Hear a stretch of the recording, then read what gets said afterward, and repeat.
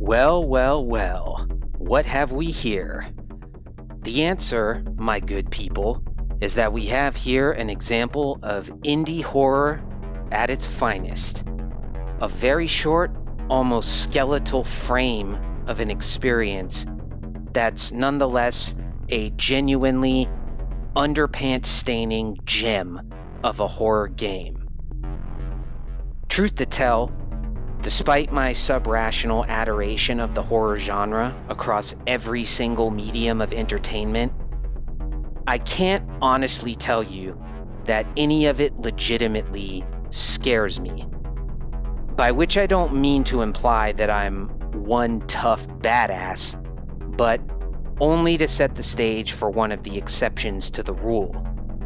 Puppet Combo's deeply unnerving 2015 release, Power Drill Massacre, aka the scariest shit since sliced bread. Yeah. There's something profoundly disturbing in the way Benedetto Cocuzza, or Cocuzza, I'm not sure how he pronounces it. At any rate, the single mad developer scientist behind Puppet Combo chooses to design his games.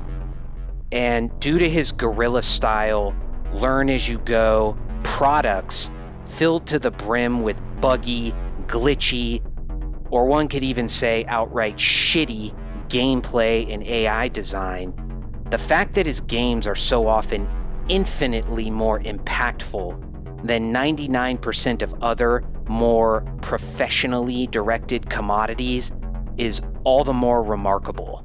For let there be no words minced about this. Power Drill Massacre is an unfinished product at its finest, one which Puppet Combo has all but abandoned, and if you had any hopes that it wouldn't show, please, I implore you, dash them on the nearest rock right away. Gstar321, the YouTuber from whom I first learned about Power Drill Massacre and Puppet Combo a few years ago, he has a word he often uses to describe everything that's messed up, problematic, or just plain broken. And that word is fucked. And it's appropriate here. So he'll graciously forgive me if I borrow this technical term, because it's simply the only proper word for this game. In every single way, both good and bad, Power Drill Massacre is fucked. The AI of the lone enemy in the game, a power drill wielding psycho with what seems to be the mind of a 3-year-old, is fucked. The control scheme and the mechanics are, you guessed it, fucked. Fucked so badly, in fact, that I can only play the game with fixed cameras on a controller, since whenever I change to an orbital camera scheme, as soon as I try to run, the camera jams in the back of the protagonist's head and proceeds to hover over her like a bird in flight, whenever I start to move. It sucks. And you'll see this for yourself. Not that exactly, but the glitchiness. You'll see it for yourself in the long sprint down the corridor at the end of the game. You'll be wondering, with grave seriousness in earnest tones, bro, the fuck are you holding your camera like that for? And the answer, bro, is that I'm not. You see, The game forces you to use the orbital camera in that sequence, and it also forces you to run. The result, to say it again, fucked. Now, okay, this also cascades down into the ordinary gameplay, because it is absolutely impossible to run away from the Psycho Drill Master using the fixed camera perspective. Or I should say, perspectives, since the angle changes and smash cuts every 2 seconds, leading to frequent disorientation and all-around hilarity. And this in turn means that anytime fuckface shows up, it's game over for me, automatically. If the RNG of the game did not serendipitously supply scenarios where the psycho never shows up once in a while, allowing me to just walk while I collect the 3 keys I need to complete the game, I would simply be unable to beat it, because I would die every time Dickface started squealing and lose all of my progress. As it said, it's funny because it's true, hearty fucking har. But there's more, Oh yes, there is more. The game also crashes and freezes like that's what it was built to do. Crashes at the beginning, crashes in the middle, crashes at the end. If the game had a plot, the plot would be crashing. Case in point, I had to record the sequence in the second so-called bad ending no less than 5 times, because the game froze every time I got to Shitbag's living room. It even froze and skipped in my attempt here, which you'll be seeing, though by the grace of, grace, it did not crash for once, so I kept it. In short, getting a complete, relatively smoothly functioning playthrough on tape was an unholy nightmare, 10 times more terrifying than the game itself. And if you're ever brave enough to try it yourself, you'd better have balls of steel, because you're going to get kicked there repeatedly by the buggy coding of the game. It is completely, 100%, say it with me, fucked. But see, if that's all this game was, obviously I wouldn't be making this video. I'd be burning Puppet Combo in effigy with a big stupid grin on my face. And fortunately for us, Power Drill Massacre is also fucked in a very, very good way, at least by the standards of the horror genre. In many respects, it isn't really fair to pick on Puppet Combo for his glitchy, crashy, messy final product, since he admittedly was just learning the ropes of the Unity engine with this game and starting to perfect his craft.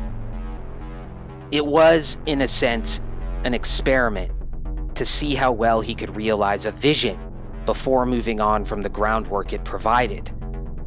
And besides, it's not like the game costs $60 and robs you like you stole something. You know what it is. You know what you're getting. And it costs less than $3 on itch.io. That is to say, less than a small, butter-smothered popcorn that'll give you a coronary in the middle of some stupid movie. And when you look at it like that, when you take into consideration how raw and savage is the experience the game offers, it's not just worth it, it's pretty much a steal. I don't quite know how to explain just what this game does to me, but evidently it does similar things to a whole lot of other people. Its clearest antecedent and inspiration is, of course, the Texas Chainsaw Massacre, e.g. the establishing shot at the beginning, which all but rips off that movie's opening sequence, but in a good way. And you could even say the killer is simply Leatherface wielding a drill instead of a chainsaw. All fair enough, all true, more or less. Where I start to part ways with the critics is when they complain that, it looks like shit or whatever. Well, first of all, the PS1/N64 look of the game is clearly intentional. and probably even more effective than Puppet Combo thought it would be. Something about this graphical style makes me feel exactly the way those B-horror grindhouse films from the 70s and early 80s did. It's the graininess of the film, the cheapness of it, that makes it so sickeningly horrifying, both because it vaguely resembles a documentary, making our brain suspect that it's real, subliminally, and because it leaves many details to be filled in with our imagination, you see. Additionally, the choppy, stiff, tanky, unnatural, and barely human way in which the characters move, it just creeps me the hell out. Uncanny Valley style. It's creepy. But even better than the graphics is the sound design, which is borderline perfection. A+. Putting even multi-million-dollar projects to shame. No shit, that's no hyperbole. You hear every crunch, every chain rattle, every bizarre, ghostly apparition. Above all, you hear the power drill maniac whose high-pitched emanations of noise can't be differentiated from the revving of the drill itself. It's brilliant. It's damn near the most spine-chilling sound I've ever heard. And that is a very high compliment to Puppet Combo's mastery of both sound design and atmosphere. Now, it should be noted that many critics who panned the game described it as essentially one long build-up to a single jump scare. That's it. Walk around on tenterhooks for 10 to 15 minutes, then, boo, murdered. They're not wrong about that, but they're not exactly right either. It cheapens the game to put it that way. It misunderstands what it does. Jump scares catch a lot of flack. Most of it richly deserved, but the essence of the jump scare, what makes it so appealing and so overused, is the primitive reflexive nature of it. It strikes into our animal bodily core and produces reactions we can't really control, like those little hammers doctors strike our knees with, you know? At root, I'm saying a good jump scare is one that successfully reproduces the feeling of, let's say, imagine this. Imagine you're in your house or your apartment or whatever, and you know with certainty that there is a vicious, venomous snake in there with you, somewhere, but you don't know where. The feeling you would have, carefully tiptoeing with hyper-paranoid awareness, is just the kind of feeling a worthy jump scare should aim for. And it's precisely that feeling of dread of inevitable doom, that this game here and so many of Puppet Combo's other projects nail down in almost crystalline purity. And if doing that to someone is fucked, then Power Drill Massacre is just that, in a good if perverse way, you see? To keep this short and sweet, I want to mention only a couple more things before getting to it. My intention here is to imitate old school grindhouse marathons at the drive-in theater and pay homage to Puppet Combo by doing a double feature with this game and his other incredible game called Nightripper. It's amazing, and I'll give it a proper introduction later on in the video. But this is just my way of saying that it's important to get this stuff out there into the big, scary world, because the lion's share of these Puppet Combo games are strictly not for sale. To be able to download them at all, almost all of them anyway, you're required to sign up at the $10 tier on Puppet Combo's Patreon, something I personally am more than happy to do, but which many of you might feel is either too steep or outright excessive. But listen, Puppet Combo is a one-man operation. One man who works his tail off for us. And for the kind of work Ben is doing, in this barren landscape of sad, sorry attempts at horror, in my humble opinion, he's more than earned any devoted horror aficionado's support, financial or otherwise. And besides, there are perks involved. You know, he gives you a special thanks in the credits of his games, which is really cool. You get access to everything he does, from full games to demos, and you also get a spot in his Patreon exclusive Discord. There's nothing much going on there, but it's still nice. But regardless, I get it. Times are tight, and most of my viewers will likely never get the chance to play these games.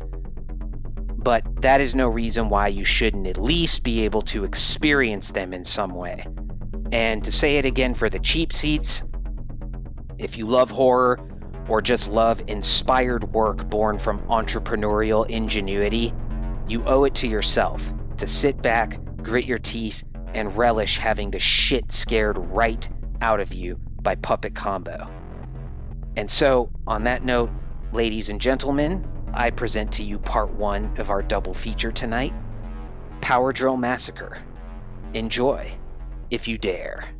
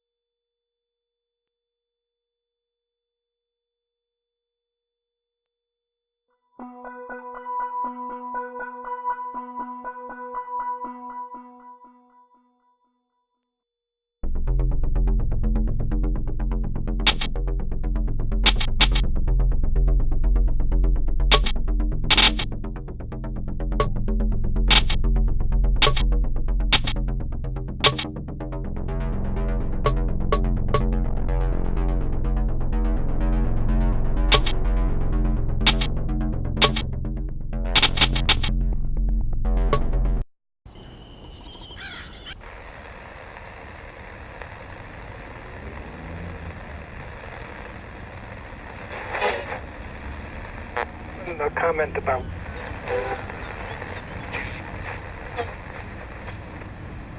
from a church of the right.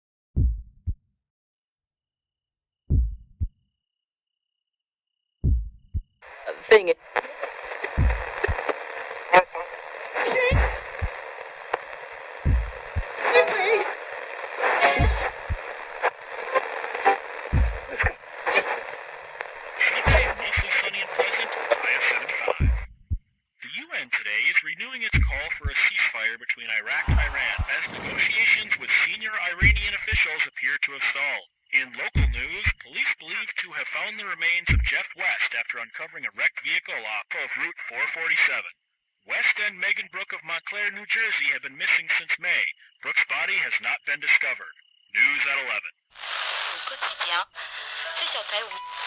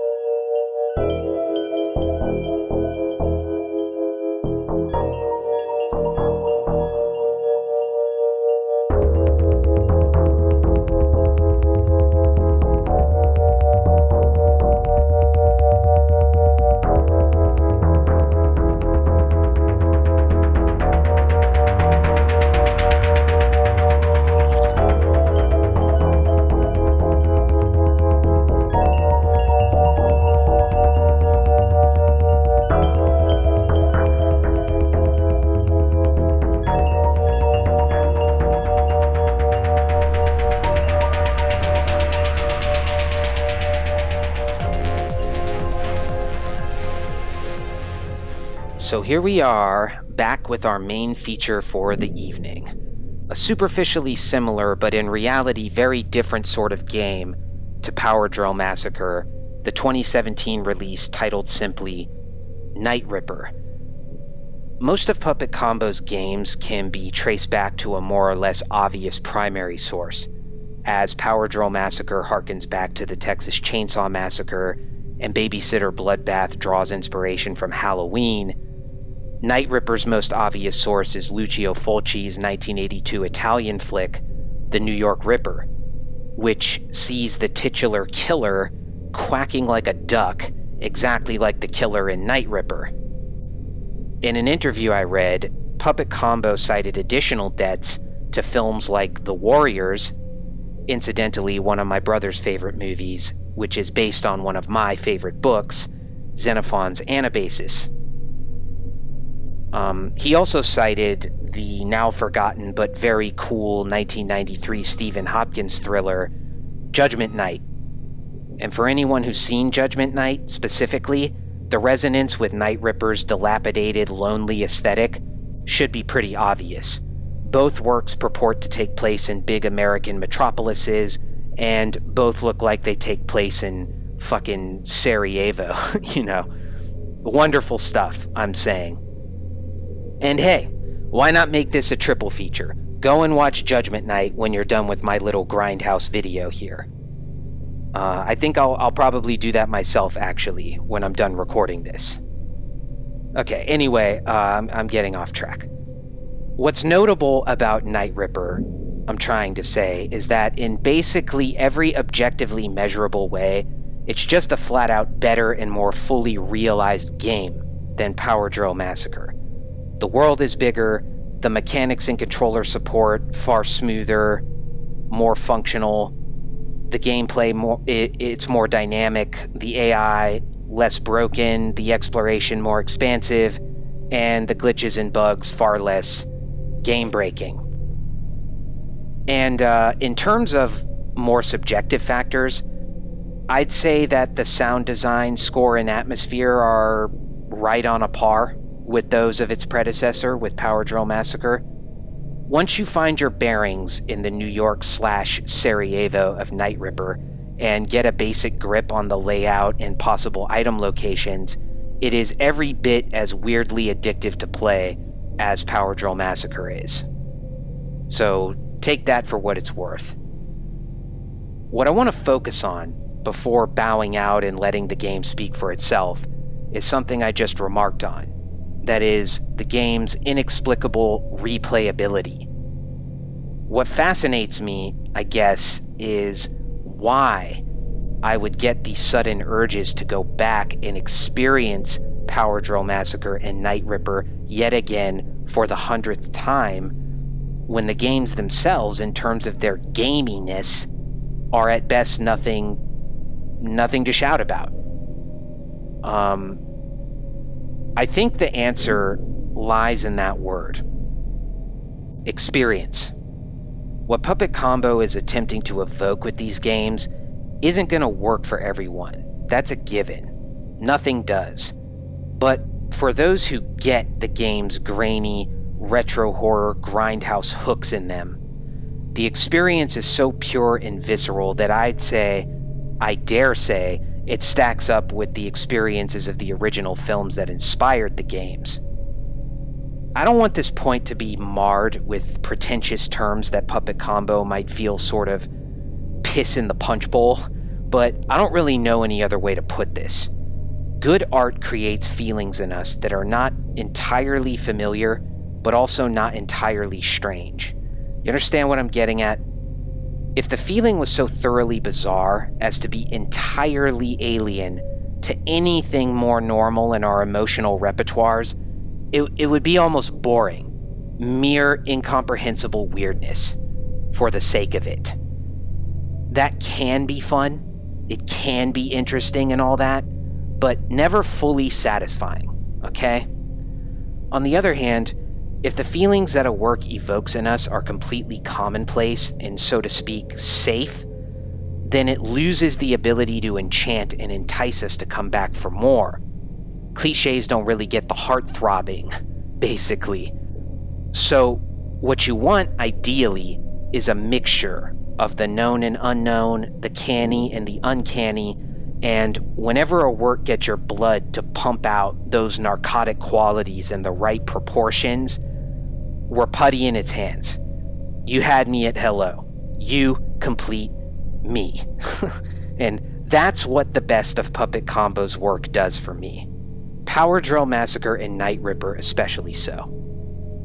When you read the handful of interviews Ben, aka Puppet Combo, has given online, you get the distinct impression that the old slasher films and horror games that inspired him drove him to make games like these based simply on that feeling.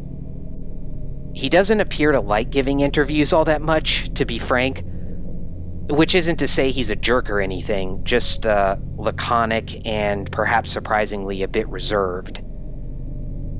I don't base this on anything special I know, aside from what he said in interviews, so take this with several grains of salt, but he strikes me as someone who doesn't like to talk about himself and really doesn't like to overthink things. The almost Spartan refusal to say anything more than the bare minimum gets rather comical on occasion, not gonna lie. So, for example, the interviewer at Only SP asks him, what makes VHS so creepy? And then he tries to draw Ben into a semi-philosophical discussion about notions like the uncanny, which I've also invoked here. But Ben's response, what is it? Quote, I'm not sure. I don't put too much thought into it. I guess I just associate horror with VHS because that was my childhood. End quote. That's it. Boom. None of that Freudian nonsense here, baby. Hilariously, or I guess it's hilarious to me, the interviewer goes on to try to lure Puppet Combo into talking about his grand artistic vision when he's developing projects, and Ben's response is as follows. It's usually a story idea, like make a game where you're a serial killer, or make a game with a killer nun. That's it. That's it, that's his answer. It's like they asked him, dude, what was your super serial artistic vision for making a game about a killer nun? And his answer in effect is, well, see, I wanted to make a game about a nun who kills people. That's an answer. It's not sexy, but that's an answer. I made it because that's what I wanted to make. Bada boom. So, to put the cherry on the comedy sundae, Ben ends the interview by remarking that, quote, "I think exploring the meaning and philosophy behind things, especially exploitation genres, can take the fun out of it." End quote. I mean, I'm as guilty of that as any pinhead pseudo-intellectual who analyzes things because he can't create them. But Ben isn't wrong here.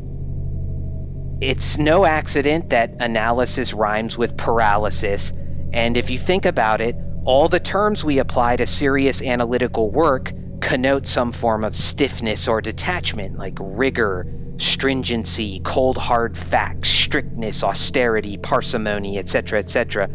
Puppet Combo's determination to keep that bullshit from getting in between him and his work, and likewise between his work and his audience, is, in my view, entirely admirable. And I'm serious about that. There is no but. Even when these types of questions are posed to the artistic masters of certain genres or media of entertainment, they tend to balk. I mean, Stanley Kubrick often said he was mostly guided simply by what felt right. And that's really what makes a lot of recent indie work in video games so special. It's a bunch of punks and renegades declaring that none of this shit today feels right, and going back to the basics of a simple, immediate, powerful experience with an NES game, with a Metroidvania, with a slasher flick, whatever. And using that feeling to create things, worthy things, things that get the feel right, above all else. So, without further ado, my droogies, give it up for Puppet Combo and our main feature on this dark and stormy night. A game that is oh so wrong, yet feels oh so right. Nightripper. Enjoy.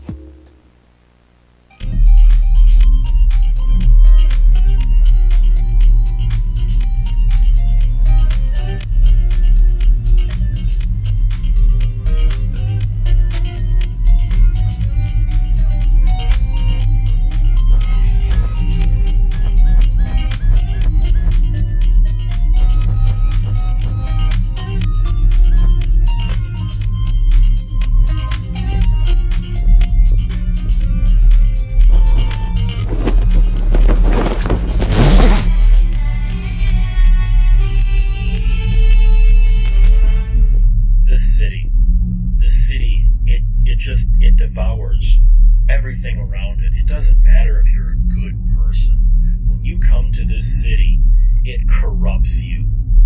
This Nightripper that's been going around, maybe it's the city's redemption.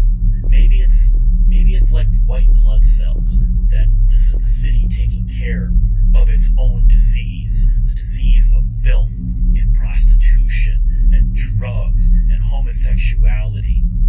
Maybe the Nightripper is what's actually needed. Maybe this is the catharsis of this city. You just don't understand.